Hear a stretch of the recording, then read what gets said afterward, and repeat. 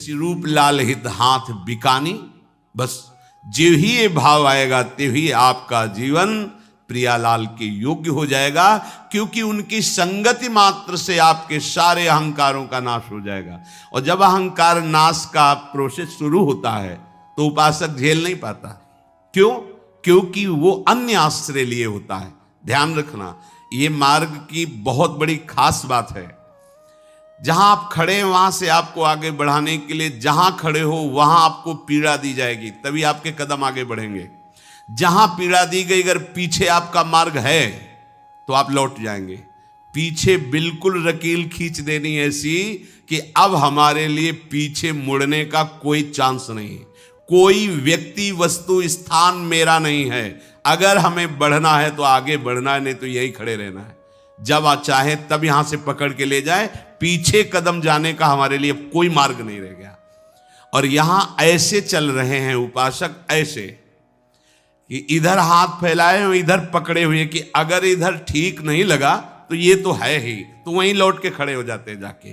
क्योंकि ताप के बिना, जैसे स्वर्ण को ताप लगाकर पिघलाकर उसे आकार देते हैं, हार कुंडल कंकण आदि, ऐसे ही ये ताप हमारे मन की वासनाओं को, पापों को, मलिनता को भस्म करके सहचरी वपु प्रदान करेगा। पीछे सत्संग में सुना तब श्री भगवान कह रहे थे, मेरे लिए विविध तापों को सहते हैं, कष्ट को सहते। कौन? जिनका अन्य कोई आश्रय नहीं रह गया। अन्य आश्रय रह गया तो माता पिता भाई बंधु, रुपया पैसा, खेती बाड़ी सबके घर में होती है। जो भगवत मार्ग में चलता है वैसा तो नहीं कि उसका घर भिखारी रहा है। अब अगर इधर उसको असुविधा और प्रतिकूलता नजर आई और उधर से संबंध काटा नहीं तो वहीं पहुंच जाएगा, पक्की बात है। इसलिए तिनकी संगति रहने का तात्पर्य है, पहले जिनकी संगति में रहे उनसे पूरा संबंध कट, और ऐसा संबंध कि अपने हृदय की दुख की बात हमको किसी से नहीं कहनी। अब अपने लोग क्या होते हैं कि अपने दुख की बात जहां से निवृत्त होनी है वहीं हमारी भावना कमजोर हो जाती है, और जो हमें दुख में फंसाने वाले उन्हीं से दुख निवृत्ति का मार्ग मांग लेते हैं और हम वहीं फंस जाते हैं। ये बात पवित्र हृदय ही समझ सकता है। अहंकार का नाश हुए बिना भगवत प्रेम प्राप्त नहीं होता, और बिना गुरुजनों की शासन वृत्ति के ये अहंकार नष्ट नहीं होता। अहंकार छोटा मोटा देवता नहीं है, ये मूल है सृष्टि में। अहंकार से ही त्रिगुणात्मिक अहंकार वृत्ति हो, उसी से सब का प्रादुर्भाव हुआ। महातत्व से अहंकार, अहंकार से पूरी सृष्टि प्रकट है। ये संस्कृति मूल शूल प्रद नाना और सकल शोक दायक अभिमाना, ताते करहि कृपा निधि दूरी, सेवक पर ममता अति भूरी। भूरी माने बहुत बड़ी, अपने सेवक पर बहुत बड़ी ममता रखने वाले प्रभु और प्रभु के स्वरूप गुरुजन हमारे अहंकार का नाश करते हैं। अगर गुरुजनों के पास तुम आदर प्राप्त करने के लिए आए तो भूल जाना, वो मान और आदर का नाश करने के लिए ही तो बैठे हैं। और तुम वहां मान और आदर का पोषण चाहोगे तो फिर माननी प्रियाजू को नहीं प्राप्त कर पाओगे। प्रियाजू तक, लाडलीजू तक पहुंचने के लिए इस मान और आदर का नाश करना होगा। सब ही मान प्रद और आप अमानी। अब ऐसे जनों को क्या लगता है कि जहां आदर मिले, अगर हम कुछ भी सेवा करें तो माइक से बोला जाए कि आप खड़े हो, इनको माला पहनो, चुनरी पहनो, देखो ये हैं, इन्होंने हमारे को ऐसा ऐसा सेवा किया, और वो फूल रहे हैं। क्या हुआ? सब खत्म तुम्हारी सेवा का महत्व। अगर सेवा की इसके बाद डांट लग गई, क्या समझते हो तुम? अब तुम्हें लगा कि इतना तो रात भर हम फूल बंगला बनाते रहे, एक फूल इधर से उधर हो गया, हमें डांट लग गई। पूरी की पूरी सेवा सुरक्षित जमा हो गई श्री जी के पास। अब तुम्हें पता नहीं इस रहस्य को, तुम्हें लगा कि यहाँ तो कोई महत्व नहीं, सेवा का रात भर जग करके फूल बंगला बनाते, सुबह डांट लग जाती है। अरे कम से कम वाह ही कह दे कि क्या बात है, ऐसे बोल दे। ऐसे नहीं, क्या बात है नहीं बोले। यहाँ बात की बात में पहुंचाना है तो यहाँ क्या बात बोल देंगे तो कोई बात ही नहीं है। बहुत सावधानी की जरूरत है। अब आपकी बुद्धि एक छोटी सी सीमा को केवल जानती है। असीम रूप राशि, प्रेम राशि, सौंदर्य राशि, महामहिम श्री लाडली जी तक पहुंचाने के लिए जब उनके निज जन आपकी बुद्धि में प्रकाश देना चाहते हैं तो आप भाग पड़ते हो। इसीलिए सेवक जी की तिनकी संगति, उनकी संगति छोड़ दी तो खत्म खेल। फिर लोहे में सामर्थ्य नहीं कि सोना बन जाए, चाहे जितना गंगा में पड़ा रहे, जमुना में पड़ा रहे। ये केवल पारसमणि का ही सामर्थ्य प्रभाव है कि जंगहे लोहे को, कुपात्र लोहे को भी वो स्वर्ण बना दे। आलय बन, सेवक जी महाराज के आलय बन बसत संग पारस के आयस कनक समान भयम। हमारी अगर सान्निधि का भाव रसिकों के बना रहा तो हम लोहा इनके प्रभाव से श्री जी की सेवा के पात्र बन जाएंगे। सब अनन्य साचे सुविध, सबको हो निज दास। सुमिरन नाम पवित्र यति, दरस परस अघनास। जो श्री प्रिया प्रीतम के प्रेम में है वही साचे हैं। भाव, यदि तुम संसार का अभिमान करते हो, अरबों रुपया हमारे पास है, बहुत बड़े पदाधिकारी हैं, हम बहुत बड़े अमुक अमुक अमुक हैं, तो आंख मूंदते ही कुछ नहीं हो, सब रह गया ढेर। अब क्या बचे? जो तुमने शुभ अशुभ किया उसको भोगो जाके। हमारे प्रभु के यहाँ किसी भी अधिकार का प्रयोग नहीं है। शरणागत होकर भजन कर रहे हो, यही तुम्हारा सर्वश्रेष्ठ भाव। अगर ये नहीं तो फिर सब झूठा, सब झूठा। उमा कहो में अनुभव अपना, सत हरि भजन जगत सब सपना। अब तुम अपने को माने हुए हो धनी, पदाधिकारी, बड़ा वैभव, बड़ा सम्मान, लेकिन जब काल का एक तमाचा लगा तो सब बिखर गया, कुछ हाथ नहीं लगा। तो साचा कौन हुआ? जिसके पास परम धन राधा नाम है, जो प्रियालाल के प्रेम में डूबे हुए हैं। तो सब अनन्य साचे सुविद, जितने अनन्य हैं प्रियालाल के वही साचे हैं, वही वास्तविक जीवन को अपने विधान में, मंगल विधान में, प्रेम विधान में समर्पित कर दिया है। ऐसे प्रेमी अनन्यों का मैं निज दास हूं। निज दास का तात्पर्य होता है बिका हुआ दास। बिका हुआ दास का मतलब होता है कोई भी बदले में सुख की चाहना नहीं, बस आपकी आज्ञा में तत्पर। ये बड़ा कठिन है। श्री भट्ट देवाचार्य जी ने कहा है, घर जाया निज दास। मैं आपके घर का दास हूं, बाहरी नहीं कि सर्विस कर रहे हैं हमें पेमेंट मिल रही, नहीं, आपके घर का हूं। घर का मतलब बिका हुआ हूं। अब आप जैसे जैसे जोई जोई प्यारो करे सोई मोई भावे, जैसे चाहो प्रभु, मैं तो आपको समर्पित हूं। तो मैं ऐसे रसिकों का निज दास हूं। निज शब्द बड़ा गूढ़ होता है। निज जनों के साथ ही प्रभु दिव्य लीला करते हैं। बाहर तो भगवान रहते हैं और निज जनों के साथ प्रभु भगवान नहीं रहते। जिस भाव के निज जन होते उनके साथ वैसे ही खेलते। सखाओं के साथ खेल देखकर बड़े बड़े ऋषि मुनियों, ब्रह्मा को भी आश्चर्य हो गया। ऐसे भगवान खेलते, ऐसे भगवान का भोग लगता है भला? तो उनके सामने भगवान है, लेकिन निज जनों के सामने उनके प्यारे लाडले लाल हैं। ऐसे ही जो रसिक जन हैं, तो आप जब निज जनों के साथ होते हैं तो उनका कुछ और स्वरूप होता है, वो निज जन ही जानते हैं।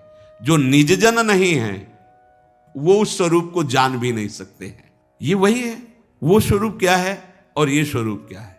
बस ब्रह्मा जी को है कि ये वही भगवान जिनके भ्रकुट से सूर्य डर करके तपता है, काल भी डरता है, वायु भी प्रवाहित होती है। एक सखा अपने मुख में ली हुई छाछ उनके मुख में डाल रहा है, ये वही भगवान है। ये निज जनों का है। अब निज जन जब हो जाता है तो वो निज सेवा का अधिकार, लाडली जू के, पहले रसिकों के निज जन, तब लाडली जू के निज जन, क्योंकि यहां से पास होकर श्री जी की सेवा की योग्यता प्राप्त होती। नहीं तो देखो कैसी सेवा है वहां। पत्रावलिम रचितुम कुचयो कपोले, जिनके ध्यान धरने की संभावना इन बड़े बड़े महापुरुषों को नहीं, वहां उनके श्रीअंग में सेवा करने का अधिकार। कितना निज अपनापन होना चाहिए। वो अपनापन रसिकों से आता है, किसी साधना से नहीं आता है। इसीलिए सेवक जी कह रहे निज दास, मैं उनका अपना दास हूं। ये नहीं कि किसी लाभ के लिए मैं जुड़ा हूं, नहीं, मैं उनका बिका हुआ दास हूं। इससे जो परम लाभ मिलता है वो लाडली जी के श्रीअंग की सेवा का। विचिन्वंती के शान क्वचन कर जय कंचुक पटम क्वचाप्या मुंचंती कुछ कल। ये दूसरा कोई साधन पथ में चलने वाला नहीं, ये रसिकों के निज दास को सौभाग्य प्राप्त होता है। सुमिरन नाम पवित्र थे। ये रसिक जन इतने महामहिम है कि लाख बार हरि हरि कहे और एक बार हरिदास। नाभाल गोस्वामी जी, लाख बार हरि का सुमिरन करो, एक बार किसी रसिक का सुमिरन कर लो, बराबर हो गया। लाख बार हरि हरि और एक बार किसी हरि प्रेमी भक्त का अमुक संग नागरीदास अमुक, लाख बार हरि हरि के कहने का फल प्राप्त हो गया। सुमिरन नाम पवित्र थे। इनका नाम स्मरण करना, इनका सुमिरन अति पवित्र। पवित्र शब्द लगता है पाप नष्ट होने पर, अति पवित्र शब्द लगता है पाप प्रवृत्ति का ही नाश हो गया, उसका हृदय रसमय हो गया। दरस इनके दर्शन से, परस इनके स्पर्श से, अघनाश संपूर्ण ज्ञान अविद्या मलिनता का नाश हो जाता है। विश्वास, इसमें विश्वास काम करता है। विश्वास नहीं तो दुर्योधन भी तो भगवान के दर्शन कर रहा है। विदुरानी जी, विश्वास, अपनापन, समर्पण, अहो भाग्य, आज मुझे भगवत प्रेमी महात्मा के दर्शन हुए। अहो, वो रोमांच हो रहा है, निष्पाप होता चला जा रहा है। हमें लगता है सब नौटंकी ही चल रही है। नौटंकी दिखेगी, जाकी रही भावना जैसी प्रभु मूर्ति देखी तिल तैसी। आपने जो भावना की प्रभु, एक ही प्रभु कंस के रंगमंच पर पधार रहे, और देखो भागवत में लिखा है अलग अलग भावों से दर्शन हो रहा है उन्हीं प्रभु का। साक्षात काल पधार रहा है ऐसा कंस देख रहे हैं, महाविराट बलशाली पधार रहे हैं ऐसा पहलवान देख रहे हैं। कोई देख रहा है कि ओहो करोड़ कामों को मूर्छित करने वाले लालजू पधार रहे, कोई देख रहा है कि मेरा बच्चा पधार रहा है। जो जिस भावना से वैसे ही प्रभु दिखा। इतने सुकुमार, इतने लाडले, इतने बलवान पहलवानों से कैसे लड़ेंगे, ऐसा दिखाई दे रहा है। जो जैसी भावना से देख रहा है वैसे ही प्रभु अनुभव में आ रहे हैं। हमें रसिकों की जो दर्शन वृत्ति, स्पर्श वृत्ति या शरणागत वृत्ति का लाभ मिलेगा, उसमें हमारा विश्वास काम करता है। ओ भाग्य, आज मैं पावन हो गया, भगवत प्रेमी महात्मा का संग मिला। सुमिरन नाम पवित्र अति दरस परस अघनास। दरस परस अघनास बास निज संग करो दिन। अगर हमें ऐसे रसिकों का संग मिल जाए, प्रियाजू कृपा करें, रात दिन इनकी आज्ञा में हमारा व्यतीत हो, एक क्षण भी कभी हम इनकी आज्ञा से विमुख न हो। तीन मुख हरिजस सुनत श्रवण मानो न तृपित छिन। इन रसिक महापुरुषों के मुख से श्री प्रियालाल की बातें, प्रभु की बातें, हरिजस हमारी श्रवणेंद्री सुनती रहे, और नहीं, और सुनने के लिए निषेध भी है। पता नहीं कौन सा शब्द आकर हमारी श्रद्धा पे चोट पहुंचा दे। इष्ट मिले और मन मिले, मिले भजन रस रीति, तहां निसंको है मिलिए, तासों कीजे प्रीति। उनके पास बैठकर चर्चा सुननी चाहिए, जिससे हमारा इष्ट मिले, हमारी रस रीति मिले, हमारा मन मिले। नहीं तो अगर ये ऐसा नहीं तो फिर बाधा पड़ जाएगी उपासना में, पक्का बाधा पड़ जाएगी। इसीलिए श्री भगवत रसिक जी भी कहते हैं, प्रथम सुने भागवत भक्त मुख भगवत बानी। गीता जी सुननी, भागवत सुननी, पर प्रेमी रसिकों के मुख से, क्योंकि वो उस रहस्य को दर्शा सकते हैं प्रियालाल तक। सिद्धांत वर्णन है, पर उस सिद्धांत को मोड़कर निकुंज की तरफ लाना है, सिद्धांत को हमें रसमय बनाकर। तो वो जब अपने श्रीमुख से बोलेंगे तो अपने अनुभव को मिला करके बोलेंगे। तो तीनमुख हरिजस सुनत श्रवण मानो न तृपित छिन। इसका फल क्या होगा? बोले कलि अभद्र वर्णत सहस। कलयुग के सहस्त्रों अशुभ आचरण हैं जो बलात् करवा लेता है, हम चाहते नहीं पर करवा लेता है। जो रसिकों के संग में रहता है तो कलयुग के जो हजारों अभद्र आचरण हैं वो उन पर प्रभाव नहीं डाल पाएंगे, कलयुग का प्रभाव उनके ऊपर नहीं पड़ पाएगा। और जितने काम आदि दोष हैं, द्वंद्व है, ये सब उसके ऊपर प्रभाव नहीं डाल पाएंगे। आप देख लो, आप जितनी आज्ञा का उल्लंघन करते हो उतना ही इन दोषों का प्रभाव रहेगा। अगर आप आज्ञा पे हो तो कोई ऐसा अवसर ही नहीं है कि आपके ऊपर आक्रमण हो सके। आप बिल्कुल सुरक्षित हैं। आप असुरक्षित तभी हैं जब आप आज्ञा का उल्लंघन करते हो, चाहे एकांत में हो चाहे सभा में हो। जब आप आज्ञा का उल्लंघन करेंगे तो आप असुरक्षित हैं, समझ लीजिए। और नहीं तो विषय सामग्री के बीच में रहो और भला तुम्हें कोई परास्त कर दे तो हमें दिखाना, बस आज्ञा पे रहना। अब आज्ञा का पालन नहीं तो फिर तो प्रचंड माया है ही। जो रसिकों के श्रीमुख से निकले हुए उपदेश को सुनते हैं और उसको अपने आचरण में उतारते हैं तो कलयुग की चाल वहां नहीं चल पाती, कामादि दोष अपना प्रभाव नहीं कर पाते। सेवक जी कहते हैं, सेवक शरण सदा रहे, सुविध साचे अनन्य सब। जो ऐसे रस रीति से प्रियालाल के प्रेमी जन हैं, उनकी शरण में सदा ही रहे।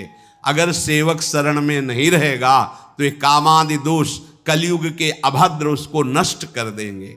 श्री सेवक जी महाराज, श्री राधा वल्लभ भजत भज, भली भली सब होई, रसिक अनन्य सजाति भजी, भली भली सब होई।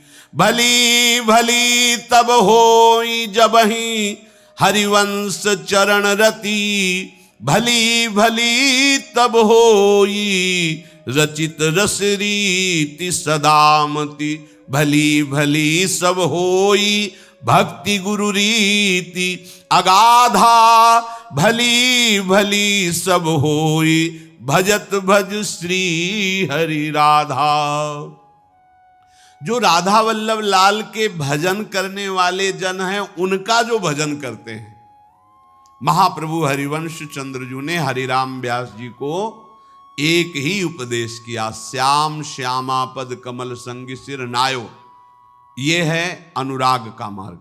और त्याग, जैसी हरिवंश प्रपंच बंच सब एक ही शब्द में कह दिया, सब हमारे लिए प्रपंच है। हमारे लिए उपासना क्या है? श्याम श्यामा पद कमल संगी तिन सिर नायो। राधा वल्लभ लाल के भजन करने वालों का भजन करने से सब प्रकार से भला होता है। जो अपने सी प्रिया प्रीतम के प्रेमी जन है, जो नित्य विहार रस भजन में डूबे हुए रसिक अनन्य जन हैं, इनका भजन करना चाहिए। भजन का तात्पर्य होता है भज धातु सेवायाम, सेवा का तात्पर्य होता है आज्ञा। इनकी आज्ञा में रहना चाहिए। जो प्रियालाल के भजन करने वाले रसिक जन है, इनके चरणों का आश्रय लेकर इनकी आज्ञा में रहने से सब भला ही भला होता है। क्योंकि इनके चरणों के आश्रय से आचार्य चरणों में निष्ठा प्रकट होती, प्रीति प्रकट होती है। बिना गुरुजनों के किसी को भी बोध नहीं होता, ध्यान रखना। चाहे शिव बिरंच सम होई, चाहे भगवान शंकर और ब्रह्मा के समान ज्ञानी हो, तो यही पता चलता है। जब गुरु चरणों में बैठो तब लगता है अगर गुरु कृपा ना हो तो जीरो के जीरो ही है, अगर गुरु कृपा हो गई तो हीरो के हीरो है। गुरु मेहरबान, सब काम बन गया, सब काम बन। ये देखा है, ये देखा है। साधना एक तरफ है, तपस्या एक तरफ है और गुरु कृपा एक तरफ है। बोले जब रसिकों का हम संग करते तो आचार्य चरणों में प्रीति होती है। आचार्य चरणों में सुदृढ़ प्रीति रसिक महापुरुषों की कृपा से होती है। नहीं, आचार्य में प्रीति नहीं होती, ध्यान रखना। आप राधा राधा बोल सकते हैं, लेकिन हरिवंश महाप्रभु के चरणों में निष्ठा तभी आएगी जब रसिकों का संग होगा। तो आप राधा राधा बोलकर परम कल्याण हो जाएगा, इसमें कोई संशय नहीं। पर बिना हरिवंश कृपा के सहचरी वपु धारण करके श्री जी की सेवा में कल्याण होना और सेवा में पहुंचना, दोनों में जमीन आसमान का अंतर है।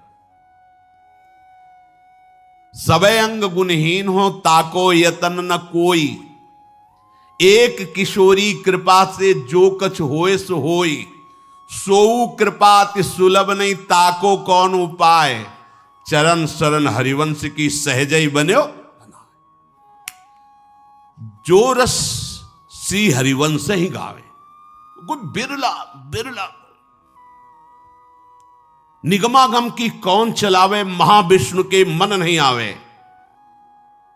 या रस को तबही अधिकारी, कृपा करें जब राधा प्यारी। और कृपा लाडली तब ही करें जब श्री हरिवंश जो कर सिर धरे।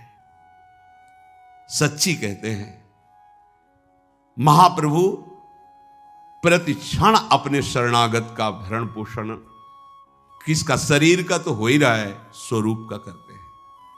उनकी कृपा के बिना श्री जी के नवनिभृत निकुंज में प्रवेश पाना हृदय का बहुत कठिन विषय है, वो आप सब देख लो। और जैसे जैसे आचार्य चरणों में प्रीति बढ़ेगी तो गुरु चरण तुम्हारे जीवन धन हो जाएंगे, क्योंकि वहीं से वहां प्रीति बढ़ेगी।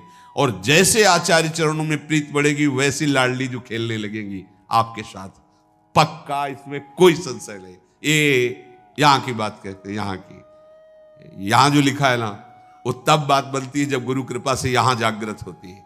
बिना हरिवंश कृपा के इस वैभव में प्रवेश होना असंभव। आप नाम जप करके, धाम वास करके परम मंगल को प्राप्त हो सकते हैं, पर लाडली जू के कपोलों पर पत्रावली करने का अधिकार, श्री चरणों में महावर लगाने का अधिकार, लाडली जू के ठसक में भरकर लालजू से बात करने का अधिकार, ये केवल हरिवंश प्रताप से प्राप्त होता है। अंदर से समझ लेना।